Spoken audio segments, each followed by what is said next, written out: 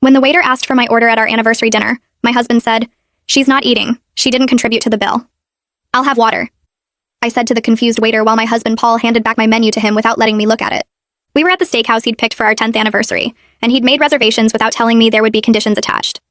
The waiter stood there awkward, holding his pad. "Ma'am, would you like to see the menu?" Paul answered for me. "She's fine. I'll have the ribeye medium rare with loaded potato." He ordered a $100 meal while telling me I couldn't eat. "Sir, is the lady not dining?" The waiter looked concerned. Paul smiled like this was normal. "She didn't bring any money, so she doesn't get to order. That's how restaurants work, right? You pay, you eat." He said it loud enough for nearby tables to hear. An older couple looked over shocked. "Paul, please. It's our anniversary." He laughed and showed the waiter his phone. "Look at our bank accounts. Hers has $14. Mine has $12,000. He'd separated our finances 6 months ago without discussing it. "She wants to be independent so she can independently pay for her own meals." The waiter shifted uncomfortable. "I could bring some bread for the table." Paul shook his head. "Bread is for customers. She's just sitting here." He turned to me. "You should have thought about dinner before you quit your job." I'd been laid off, not quit, but Paul had been telling everyone I chose to be unemployed. "I was laid off, Paul. The company downsized." He waved his hand dismissive.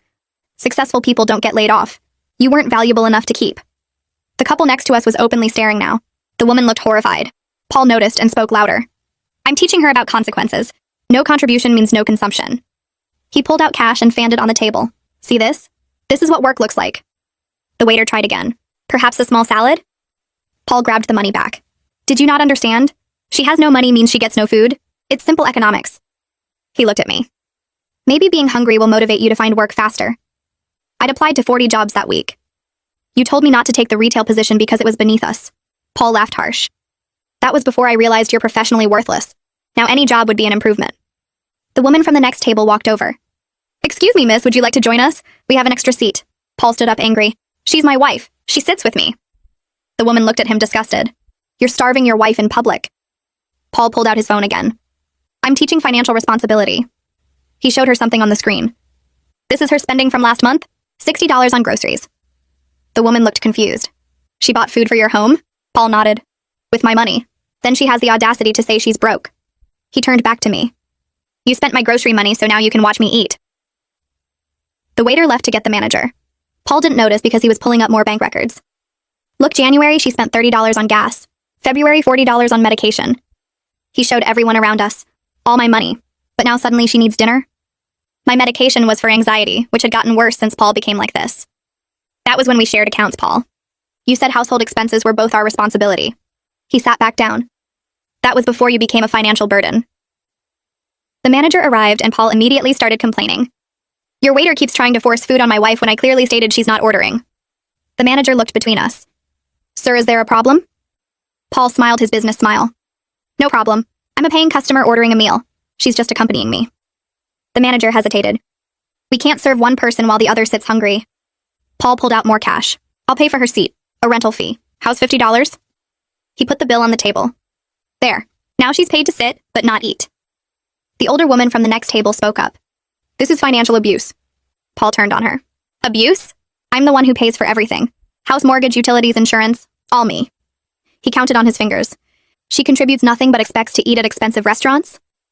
The woman's husband stood up too. "Young man, you're humiliating your wife." Paul laughed. "She humiliated herself by being unemployable." That's when things shifted. The waiter came back with the manager and a security guard. "Sir, we're going to have to ask you to leave." Paul's face went red. "What? I'm the paying customer." The manager nodded. "And we reserve the right to refuse service. You're disturbing other guests." Paul stood up outraged. "This is discrimination against successful people." The security guard stepped closer. "Sir, please leave voluntarily." Paul grabbed his cash. "Fine, but she's walking home. Gas costs money." He stormed out, leaving me there. The older woman pulled out the chair next to her husband. She gestured for me to sit down, and I moved like my body belonged to someone else. The waiter appeared with the menu and opened it in front of me. I stared at the words but couldn't make sense of them through the tears collecting in my eyes. The woman put her hand on my arm. Her husband introduced them both as Matt and Natasha. I managed to say my name, but my voice cracked halfway through. Natasha ordered a chicken dish for me without asking what I wanted, and I was grateful because I couldn't have chosen anything myself.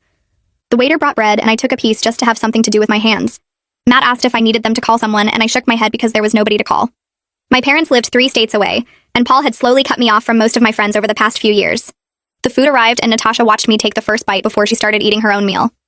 The chicken was good, but it stuck in my throat because I kept thinking about Paul driving home alone and what he would do when I got there. Natasha asked where I was staying tonight. The question made my stomach hurt worse than the hunger had. I told her I lived with Paul in a house about 20 minutes away. She looked at Matt, and something passed between them without words. Matt asked if I felt safe going home, and I opened my mouth to say yes, but nothing came out. Natasha reached into her purse and pulled out a business card. She explained she volunteered at a shelter that helped women in difficult situations. The card had an address and phone number printed on plain white stock. I put it in my pocket even though I knew I wouldn't use it. Matt wrote his cell number on a napkin and slid it across the table. He said to call anytime, day or night, if I needed help. I thanked them both and finished my chicken while they paid the bill over my protests. Natasha hugged me before I left and whispered that what happened wasn't normal or okay. I walked to my car knowing she was right, but not knowing what to do about it. The house was dark when I pulled into the driveway. Paul's car wasn't there, which meant he'd gone somewhere after leaving the restaurant. I unlocked the front door and turned on every light in the downstairs. The silence felt heavy, like the house was holding its breath. I went to the bedroom and pulled our marriage certificate from the filing cabinet. Then I found my birth certificate and social security card tucked in the back of my underwear drawer where Paul never looked.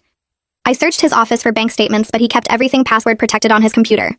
The desk drawers held nothing useful except old tax returns that showed how much money we'd made together before he separated everything. I found $40 in his coat pocket and took it. Then I put it back because I was scared he'd notice it missing. I checked under the mattress and in the bathroom cabinets and behind the books on the shelves. 2 hours passed and I had a small pile of documents on the kitchen table, but no cash and no plan. Paul's car pulled into the garage at 12:30. He walked in like he'd been at a normal business dinner. He loosened his tie and asked what I'd made for dinner. I stared at him from the kitchen table surrounded by papers. He glanced at the documents and shrugged. Then he said we should forget about the misunderstanding at the restaurant. I asked him what misunderstanding he meant. He waved his hand like brushing away a fly and said I'd made a scene in front of strangers. I stood up so fast my chair fell backward. I told him he was the one who made a scene by refusing to let me eat. He laughed and said I was being dramatic again. He walked to the fridge and pulled out leftover pizza. He ate it cold while standing at the counter and told me I'd embarrassed him in front of important people. I asked what important people, and he said the manager might have been someone he did business with. He finished the pizza and went upstairs without saying goodnight. I sat at the kitchen table until 3 in the morning staring at the business card Natasha had given me. The next morning, I waited until Paul left for work. My hands shook so hard I could barely hold my phone. I dialed the number on Natasha's card and she answered on the second ring. Her voice was warm like she'd been expecting my call. I asked if the offer to meet was still good and she said absolutely. She gave me the address of the shelter and said she could be there at 2 that afternoon. I wrote down the directions even though I'd already looked them up online 3 times. She asked if I was safe right now and I said yes because Paul was at work.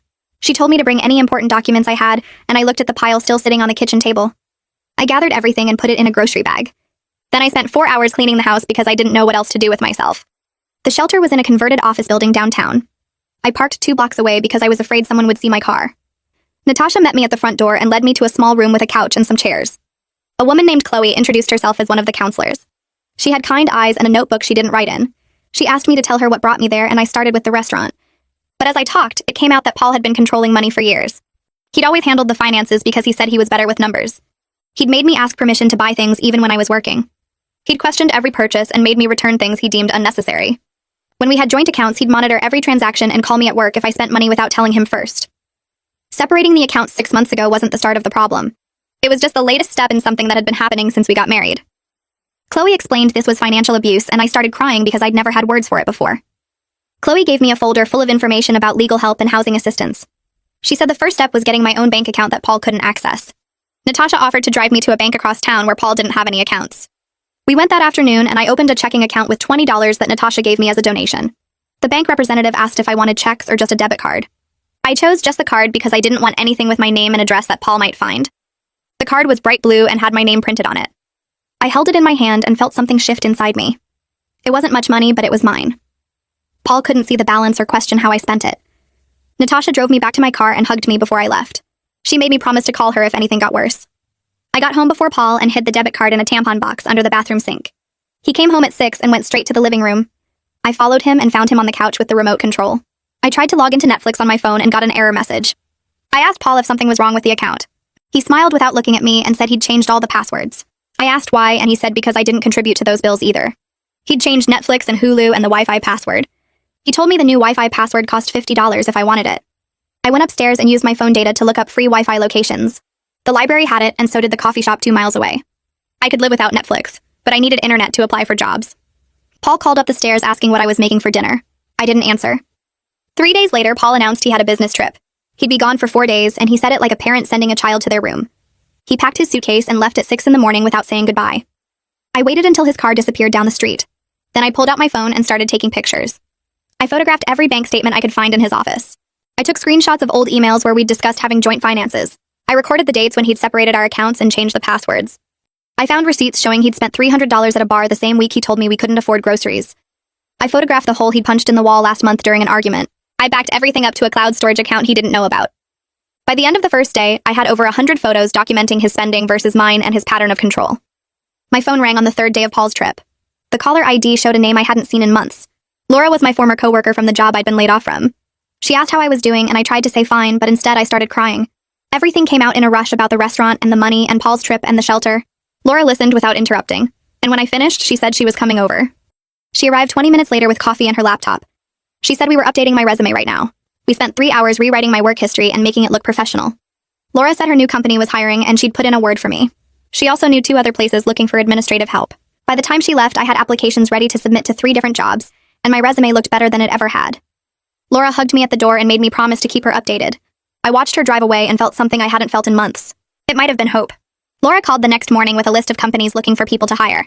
She'd sent my resume to her boss and 2 other places she knew about. One interview was scheduled for tomorrow at 2 and another for Thursday morning. The third company wanted to do a phone call this afternoon. I wrote everything down on a notepad I'd hidden under my mattress where Paul wouldn't find it. Laura asked if I needed a ride to any of the interviews, and I said yes because I couldn't risk Paul seeing me dressed up getting into a car. She said she'd pick me up at the library both days since I'd told Paul I was spending time there anyway. I met Chloe at the shelter that afternoon to practice answering interview questions. She had a list of common ones printed out, and we went through each response until I stopped shaking when I talked about my skills. The hardest question was explaining why I left my last job. Chloe told me to keep it simple and professional without mentioning Paul or the financial problems. Just say the company downsized and I was part of a larger layoff. She made me repeat it 10 times until it sounded natural instead of rehearsed. Then she took me to the donation closet where they kept professional clothes for women going to job interviews. I found a black blazer that fit perfectly and a blue shirt that looked clean and pressed. Chloe added a pair of dress pants and some black flats that were only slightly scuffed. I tried everything on in the bathroom and looked at myself in the mirror. I looked like someone who belonged in an office. Someone who had her life together. The person staring back at me didn't match how I felt inside, but maybe that was okay. Maybe I could fake it until it became real. The phone interview went better than expected. The woman asked about my experience and I talked about my last position without my voice breaking. She seemed impressed with my organizational skills and said they'd call back tomorrow if they wanted to schedule an in-person meeting. When I hung up, I realized my hands had stopped shaking halfway through the conversation. Laura texted me good luck for tomorrow and said she'd be at the library at 1:30 to pick me up. The first in-person interview was at a marketing firm 20 minutes from our house. Laura drove me there and waited in the parking lot in case it went short. The office had glass walls and modern furniture, and everyone looked busy and important. The manager who interviewed me was younger than I expected, maybe early 30s, and she smiled when she shook my hand. She asked me the same questions Chloe and I had practiced, and I answered each one without stumbling. She showed me the desk where I'd be working if I got the job and introduced me to 2 other people in the office. Everyone seemed normal and friendly. No one looked at me like I was broken or worthless. The manager said they were interviewing 3 candidates and would make a decision by Monday. The second interview on Thursday was at Laura's new company. She introduced me to her boss who ran the administrative department. This interview felt easier because Laura had already told them about my work history and skills. Her boss asked me situational questions about handling difficult tasks and managing multiple priorities. I talked about systems I'd created at my old job to track projects and deadlines. She nodded along and made notes on her papers. At the end, she said they needed someone who could start soon and asked about my availability. I said I could start whenever they needed me. She shook my hand and said I'd hear from them by the end of the week. I walked out of Laura's building feeling something strange in my chest. It took me a minute to recognize it as actual hope. Real hope, not the desperate kind I'd been clinging to. 2 solid interviews and 1 more phone call scheduled for tomorrow. 3 real chances at independence. Paul came home from his business trip on Friday night. I was in the kitchen making dinner when he walked through the door with his suitcase. He didn't say hello or ask how I'd been. He just dropped his bag by the stairs and went straight to his office. I heard him on the phone talking about his trip and laughing with whoever was on the other end. When he finally came into the kitchen, he looked at the pasta I was making and asked if I'd used his money to buy the groceries. I said yes because we both knew I didn't have any other option. He nodded like he'd proven some point and sat down at the table. I put a plate in front of him and he started eating without thanking me. I sat across from him with my own plate and we ate in silence. He didn't ask about my week or mention the restaurant or apologize for anything. He just ate his food and scrolled through his phone like nothing had happened. Laura's boss called on Saturday morning while Paul was in the shower. She offered me the administrative position starting at $40,000 a year with benefits after 90 days. I said yes before she even finished explaining the details. She wanted me to start Monday, which gave me 2 days to figure out how to hide this from Paul. I thanked her 3 times and she laughed and said she was excited to have me on the team. When I hung up, I sat on the bed staring at my phone. I had a job. A real job with real money that would go into my secret account. Chloe's voice played in my head warning me not to tell Paul. He'd find a way to ruin it or force me to quit or call my new boss and sabotage everything. I had to keep this secret until I had enough money saved to leave safely. Paul came out of the bathroom and asked why I looked weird. I said I was fine, and he shrugged and went back to his phone. The rest of the weekend passed in the usual silence. Paul watched television and worked on his laptop. I cleaned the house and made meals and pretended everything was normal. But something had shifted inside me. I had a plan now. I had money coming in that he couldn't control. Every day at this job would be one day closer to freedom. Paul noticed the change in me almost immediately. I hadn't realized I was acting different, but apparently I was. He started watching me more carefully, asking questions about where I'd been and what I'd done during his trip. I stuck to the story about spending time at the library, and he seemed to accept it. But on Wednesday night, I was in the shower when I heard our bedroom door open and close. I rushed through washing my hair, and when I got out, Paul was sitting on the bed holding my phone. My stomach dropped. He looked up at me and asked what I was hiding. I said nothing and reached for the phone, but he pulled it back. He'd gone through my messages and emails and call history. I watched him scroll and scroll, looking for something to prove I was lying to him. But there was nothing there. I'd been using Natasha's phone to text Laura and Chloe. All my job emails went to an account he didn't know about. My phone was clean. He finally tossed it on the bed and said I seemed different lately. Happier. He wanted to know why. I said I wasn't different, and he laughed and said I was definitely hiding something. Then he left the room and I sat on the bed shaking. That had been too close. I needed to be more careful about acting normal around him. Monday morning, I woke up early and got dressed in the bathroom so Paul wouldn't see my work clothes. I put on the blazer and pants from the shelter donation closet and looked at myself in the mirror. Professional, capable, employed. I put everything in my purse and walked downstairs in regular clothes. Paul was already up drinking coffee. He asked where I was going so early, and I said the library opened at 9 and I wanted to get there when it was quiet. He nodded and went back to his phone. I drove to the library and changed in their bathroom, then drove to Laura's company. My first day went smoothly.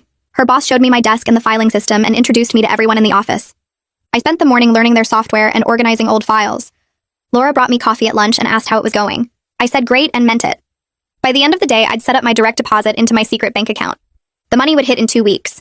Real money that Paul couldn't touch or control or use against me. I changed back into regular clothes in the library bathroom before going home. Paul was already there making dinner, which was unusual. He asked about my day at the library, and I said it was fine. Quiet. I'd read some books and used their computers. He seemed satisfied with that answer. This became my routine. Wake up early, change at the library, work all day, change back before going home. Paul never questioned it. He seemed pleased that I was doing something productive with my time, even if it was just volunteering. 2 weeks passed without incident. I got my first paycheck deposited and watched my secret account grow. $400 after taxes. It wasn't much, but it was mine. I could feel the chains loosening just slightly. Then Paul found my pay stub. I'd been so careful about everything else, but I'd left it in my coat pocket after checking it during lunch. He was home early on a Thursday, and I heard him yelling before I even got through the door. He was standing in the living room holding the paper, and his face was red. He demanded to know what this was, and I tried to take it from him, but he held it over his head. He'd found out I was working, making money, lying to him for 2 weeks. I said I was going to tell him, and he laughed harsh and mean. He read the pay stub out loud, including my salary and the name of the company. Then he pulled out his phone and said he was calling my boss right now. He was going to tell them I was mentally unstable and shouldn't be employed, that I'd lied on my application, that I was stealing from the company. I watched him dial, and something inside me broke. Not in the sad way, in the way that made me finally stand up straight and look him in the eye. I told him to put the phone down. He looked surprised and kept dialing. I said it again louder. I was keeping the job. He could call whoever he wanted, but I wasn't quitting. His face went from red to purple, and he stepped toward me fast. His fist went past my head and punched the wall so hard it left a hole in the drywall. He said I'd regret defying him and stormed out of the house. I stood there staring at the hole next to where my head had been, and my whole body started shaking. That could have been my face. That should have been my face. He'd missed on purpose this time, but next time he might not. I packed my bags that night while Paul slept and left before sunrise. Natasha answered her phone on the first ring, even though it was barely 6 in the morning. She gave me her address and told me to come straight over. Matt made coffee while I sat at their kitchen table shaking and crying and trying to explain what happened with the pay stub. Natasha called Michelle Bright, the attorney, and got me an appointment for that same afternoon. Michelle's office was small but professional, and she listened to everything without interrupting. She explained what legal separation meant and how we could get a restraining order based on the hole Paul punched in the wall. I showed her the photos I'd taken, and she nodded and said we had a strong case. The paperwork took 2 hours to fill out, and Michelle said she'd file it first thing Monday morning. Paul would be served at his office, which she said was important because it would create a public record. I stayed with Natasha and Matt for 3 weeks while the legal process moved forward. Paul sent hundreds of texts alternating between apologies and threats. Michelle told me not to respond to any of them and to save everything as evidence. The restraining order came through, and Paul violated it twice by showing up at Natasha's house. The second time, Matt called the police and Paul spent a night in jail. Michelle discovered the hidden accounts during the asset disclosure phase. Paul had been moving money into accounts under his mother's name for over a year. The judge was not happy about that, and it helped my case significantly. 3 months after I left, I signed a lease on a small apartment across town. It was just a studio, but it was mine, and Paul didn't know where it was. My job had given me a raise after my probation period ended, and I could afford the rent plus groceries and utilities. I started seeing a therapist every Tuesday evening, and my new health insurance covered most of the cost. Paul's lawyer kept pushing for reconciliation meetings, but Michelle shut them down every time. 6 months after that anniversary dinner, I sat in Michelle's office signing the final divorce papers. The settlement gave me half of everything, including the hidden accounts and Paul's retirement fund. Michelle had fought hard for every dollar and won. I walked out of that office legally free and financially stable for the first time in years. Natasha threw me a small celebration dinner that night with just her and Matt and Laura. We ate good food and laughed, and I felt lighter than I had in forever. Some days were still hard when the anxiety hit, or when I saw couples at restaurants. But I had my own money and my own space, and people who actually cared whether I was okay. I was building something new, and it belonged completely to me.